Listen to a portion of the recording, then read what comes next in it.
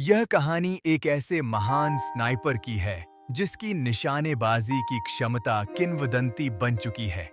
कहा जाता है कि वह आंखों पर पट्टी बांधकर भी कई किलोमीटर दूर के लक्ष्य को आसानी से समाप्त कर सकता है।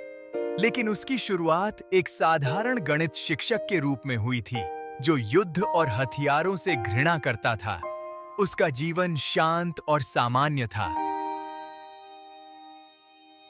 और उसने कभी नहीं सोचा था कि उसकी नियति उसे एक दिन इस राह पर ले जाएगी।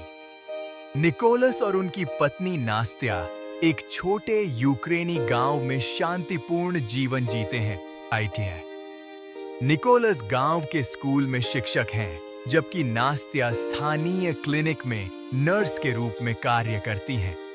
सुबह दोनों मिलकर घर के काम निपटाते हैं और फिर अपने अपने काम के लिए निकल जाते हैं।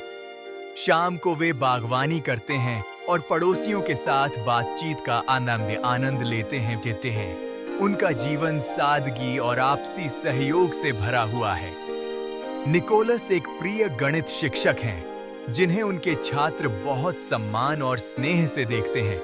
हालांकि उनकी कक्षा में एक छात्र, इवान, लगातार उन्हें परेशान करता है और उनकी गरीबी का मजाक उड़ाता है। इस व्यवहार से निकोलस को गहरा आघात पहुंचता है, क्योंकि वे अपने पेशे और छात्रों के प्रति पूरी निष्ठा से समर्पित हैं। इवान की उपेक्षा और तानों के बावजूद निकोलस धैर्य और समझदारी के साथ स्थिति को संभालने की कोशिश करते हैं। यह संघर्ष उनके पेशेवर जीवन में एक चुनौती के रूप में उभरता है। निकोलस का शांत स्वभाव और साधारण जीवन के प्रति संतुष्टि उसे बाहरी दुनिया की हलचल से अप्रभावित बनाती है। इवान की उकसावे वाली बातों का उस पर कोई असर नहीं होता, क्योंकि वह अपने जीवन में संतुलन और आत्मसंतोष पाता है। उसके पास इलेक्ट्रॉनिक उपकरणों की कमी के कारण वह विश्व समाचारों से अनजान रहता है, जिससे उसका ध्यान केवल अपने आसपास के वातावरण और दैनिक गतिविधियों पर केंद्रित रहता है। यह सरलता उसे मानसिक शांति और स्थिरता प्रदान करती है। रूस द्वारा यूक्रेन पर अचानक हमला किए जाने से युद्ध की शुरुआत हो गई है। निकोलस अपने स्कूल में एक समाचार प्रसारण के माध्यम से इस आक्रमण की जानकारी प्राप्त करता है। खबर सुनते ही उसके मन में चिंता और भय की लहर दौड़ जाती है। वह सोचता है कि यह घटना उसके देश और परिवार पर क्या प्रभाव डालेगी। चारों ओर माहौल गंभीर हो जाता है और सभी छात्र इस अप्रत्याशित समाचार को लेकर स्तब्ध हैं। निकोलस को जब पता चलता है कि उसकी पत्नी गर्भवती है, तो उनके जीवन में खुशी और उम्मीद की एक नई किरण जाग उठती है। यह खबर दोनों के लिए बेहद खास होती है और वे इस पल को मिलकर पूरे दिल से मनाते हैं। उनके बीच का रिश्ता और भी मजबूत हो जाता है और वे आने वाले समय के लिए नई योजनाएं बनाने लगते हैं। यह सुखद समाचार उनके जीवन में उत्साह और सकारात्मकता भर देता है। निकोलस की रोजमर्रा की दिनचर्या उस समय बाधित हो जाती है, जब वह स्कूल जाते समय कुछ संदिग्ध सैनिकों को देखता है। इन सैनिकों की वर्दियां उसके लिए अनजानी हैं, जिससे उसकी चिंता और भी बढ़ जाती है। वह सोचने लगता है कि ये लोग कौन हैं और यहाँ क्यों आए हैं। यह असामान्य दृश्य उसके मन में कई सवाल खड़े कर देता है, जिससे उसका मन अशांत हो उठता है। स्कूल पहुंचने पर निकोलस को वहां सन्नाटा पसरा हुआ मिलता है। हर ओर खालीपन और अजीब सी खामोशी छाई हुई है। जब वह समाचार देखता है, तो उसे रूसी आक्रमण की गंभीरता का एहसास होता है। खबरों में दिख रही घटनाएं उसके मन में डर और चिंता पैदा कर देती हैं। अब उसे समझ आता है कि हालात कितने बदल चुके हैं। निकोलस तेजी से घर लौटते हैं। उनके मन में अपनी पत्नी की सुरक्षा को लेकर गहरी चिंता है। घर पहुंचने पर वे एक भयावह दृश्य देखते हैं, जहां रूसी सैनिक उनकी पत्नी के साथ दुर्व्यवहार कर रहे हैं। निकोलस बार-बार विनती करते हैं, लेकिन सैनिक उनकी बातों को अनसुना कर देते हैं और अपनी क्रूरता जारी रखते हैं। इस कठिन घड़ी में निकोलस खुद को असहाय महसूस करते हैं, क्योंकि उनके प्रयासों के बावजूद स्थिति में कोई बदलाव नहीं आता। यह क्षण उनके जीवन में गहरा के आघात छोड़ जाता है। सैनिकों ने निकोलस के घर को आग के हवाले कर दिया, जिससे माहौल भय और अफरा तफरी से भर गया। इस विनाशकारी दृश्य को देखकर नास्त्या गहरे क्रोध में आ गई और सैनिकों का सामना करने के लिए आगे बढ़ी। दुर्भाग्यवश उनकी यह बहादुरी उन्हें भारी पड़ी और सैनिकों के हाथों उनकी मृत्यु हो गई। यह घटना निकोलस और उसके परिवार के लिए गहरा आघात साबित हुई, जिसने उनकी दुनिया को पूरी तरह बदल दिया। निकोलस अपनी पत्नी की मृत्यु से बेहद दुखी है और उसकी कमी को गहराई से महसूस करता है। इस कठिन समय में दो यूक्रेनी सैनिक उसके पास पहुंचते हैं, जो उसे सहारा देने और नास्त्या के अंतिम संस्कार में सहायता करने के लिए आए हैं। सैनिकों की उपस्थिति निकोलस के लिए एक भावनात्मक सहारा बन जाती है, जिससे उसे अकेलेपन में थोड़ी राहत मिलती है। वे मिलकर नास्त्या को अंतिम विदाई देने की तैयारी करते हैं, जिससे दुख की इस घड़ी में एकजुटता और मानवीय संवेदना की झलक मिलती है। निकोलस अपने जीवन में गहरे शोक और बदले की तीव्र इच्छा से भर जाता है। अपनी पत्नी और अजन्मे बच्चे के लिए न्याय की तलाश में वह यूक्रेनी सेना में शामिल होने का कठिन निर्णय लेता है। उसके लिए यह सिर्फ एक युद्ध नहीं, बल्कि अपने खोए हुए परिवार के लिए न्याय की लड़ाई है। यह कदम उसकी भावनाओं और उसके भीतर की पीड़ा को दर्शाता है, जो उसे आगे बढ़ने के लिए प्रेरित करती है। निकोलस अपनी पत्नी की याद में बनाए गए एक मूर्ति को हमेशा अपने पास रखते हैं। यह मूर्ति उनके लिए एक भावनात्मक स्मृति चिन्ह है, जो उन्हें अपने अतीत और प्रियजनों से जोड़े रखती है। सैनिकों द्वारा जब निकोलस को सैन्य अड्डे पर ले जाया जाता है, तब भी वह इस मूर्ति को अपने साथ ले जाते हैं। उनके लिए यह सिर्फ एक वस्तु नहीं, बल्कि उनकी पत्नी की यादों का प्रतीक है। सैन्य अड्डे पर निकोलस का सामना वरिष्ठ अधिकारी की शंका से होता है। अधिकारी उसे भर्ती करने से इनकार कर देता है, क्योंकि उसे आशंका है कि निकोलस कहीं जासूस तो नहीं। इस माहौल में निकोलस को अपनी नीयत और पहचान साबित करने की चुनौती मिलती है। अधिकारी की सतर्कता और संदेह से निकोलस के लिए आगे की राह कठिन हो जाती है। निकोलस वरिष्ठ अधिकारी को अपनी दुखद कहानी सुनाते हैं, जिसमें वह अपने जीवन के कठिन अनुभवों और संघर्षों का उल्लेख करते हैं। वह भी अधिकारी को विश्वास दिलाते हैं कि उनके इरादे पूरी तरह से सच्चे हैं और वह यूक्रेन की स्वतंत्रता के लिए लड़ने के लिए दृढ़ संकल्पित हैं। उनकी बातें अधिकारी को गहराई से प्रभावित करती हैं, जिससे निकोलस की ईमानदारी और समर्पण स्पष्ट रूप से सामने आता है। इस संवाद के दौरान निकोलस की भावनाएं और उनका उद्देश्य दोनों ही उजागर होते हैं। यह कहानी एक महान स्नाइपर की है, जिसकी क्षमता थी कि वह किलोमीटरों दूर से अपने लक्ष्य को समाप्त कर सकता था, वह भी आंखों पर पट्टी बांधकर। उसकी शुरुआत एक साधारण गणित शिक्षक के रूप में हुई, जो युद्ध और हिंसा से घृणा करता था।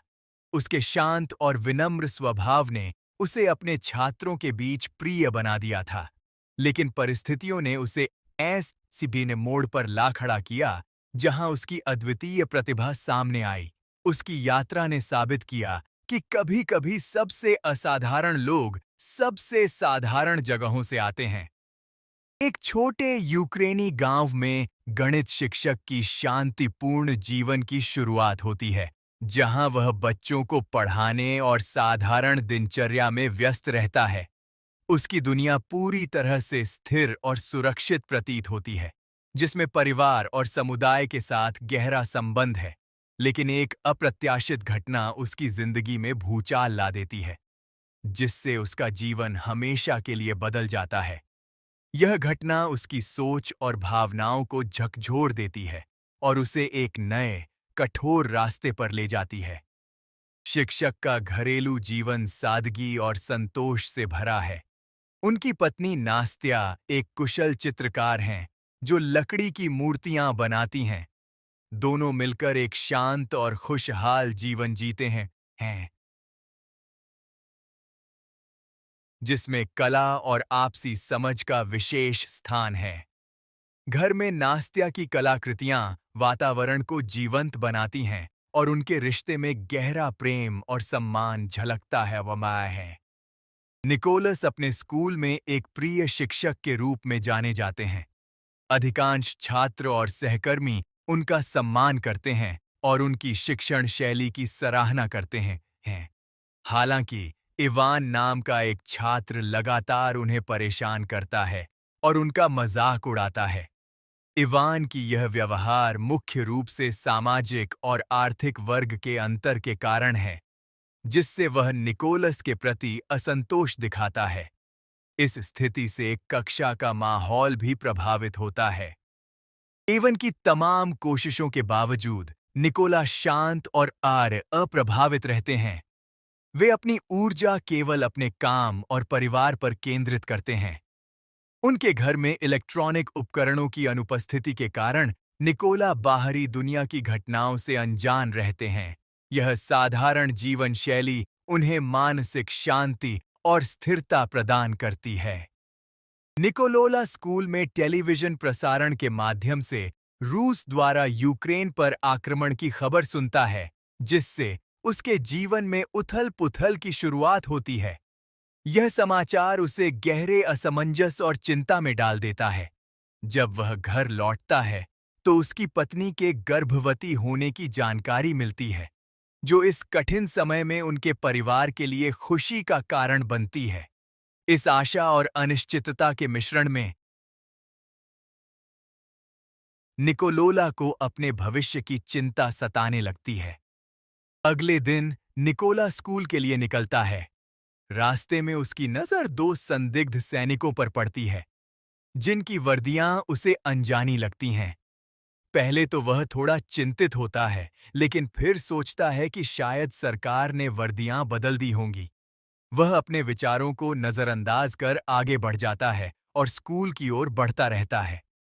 निकोला जब स्कूल पहुंचता है, तो वहां का माहौल पूरी तरह सुनसान होता है। वह इधर-उधर देखता है, लेकिन कोई भी नजर नहीं आता। समाचार देखने पर उसे पता चलता है कि जिन सैनिकों को उसने देखा था, वे रूसी थे। यह जानकारी मिलते ही उसके मन में घबराहट फैल जाती है। अब उसे अपनी पत्नी की चिंता सताने लगती है, जो घर पर अकेली है। निकोल अपने घर लौटते हैं और देखते हैं कि वहां रूसी सैनिक उनकी गर्भवती पत्नी पर हमला कर रहे हैं। वह बार-बार विनती करते हैं, लेकिन सैनिक उनकी नहीं सुनते। दोनों को बेरहमी से पीटा जाता है और इसके बाद सैनिक घर को आग लगा देते हैं। इस घटना से निकोल के जीवन में गहरा दुख और त्रासदी आ जाती है। गुस्से में भरकर नास्त्या ने विरोध किया, लेकिन एक रूसी सैनिक ने उन्हें गोली मार दी, जिससे उनकी मृत्यु हो गई। निकोला इस घटना से पूरी तरह टूट जाता है। उसकी पत्नी और अजन्मे बच्चे की मौत ने उसके जीवन को शोक और निराशा से भर दिया है। उसके लिए सब कुछ जैसे एक ही पल में बिखर गया हो। यह क्षण उसके संसार के उजड़ने का प्रतीक बन जाता है। दो यूक्रेनी सैनिक निकोला के पास पहुंचते हैं, उसे सांत्वना देते हैं और उसकी पत्नी के अंतिम संस्कार में सहायता करते हैं। अब जीप को मुड़ते हैं। इस गहरे नुकसान से निकोला पूरी तरह टूट जाता है और अकेला महसूस करता है। उसकी पत्नी की मौत उसके भीतर एक गहरी पीड़ा और क्रोध पैदा करती है। अब उसके मन में बदले की भावना और अधिक प्रबल हो जाती है। यह घटना उसके जीवन को हमेशा के लिए बदल देती है। निकोलस अपने परिवार की त्रासदी से दुख और क्रोध से भर जाता है। अपनी पत्नी और बच्चे की मौत का बदला लेने के लिए वह यूक्रेनी सेना में शामिल होने का निर्णय लेता है। नास्त्या द्वारा बनाई गई एक मूर्ति को वह हमेशा अपने पास रखता है, जो उसकी पत्नी और बच्चे की याद और सुरक्षा का प्रतीक बन जाती है। यह मूर्ति उसके लिए साहस और उम्मीद का स्रोत बनती है, जिससे वह कठिन परिस्थितियों में भी आगे बढ़ने की प्रेरणा पाता है। सैन्य अड्डे पर निकोला का सामना वरिष्ठ अधिकारी की शंका से होता है, जो उसकी मंशा पर संदेह जताते हैं। निकोला अपने जीवन की दुखद कहानी साझा करता है, जिसमें उसके संघर्ष और पीड़ा की झलक मिलती है। उसकी ईमानदारी और यूक्रेन के लिए लड़ने का दृढ़ संकल्प अधिकारी को प्रभावित करता है। अंततः अधिकारी को निकोला की सच्चाई पर विश्वास हो जाता है और वे उसके इरादों को स्वीकार करते हैं।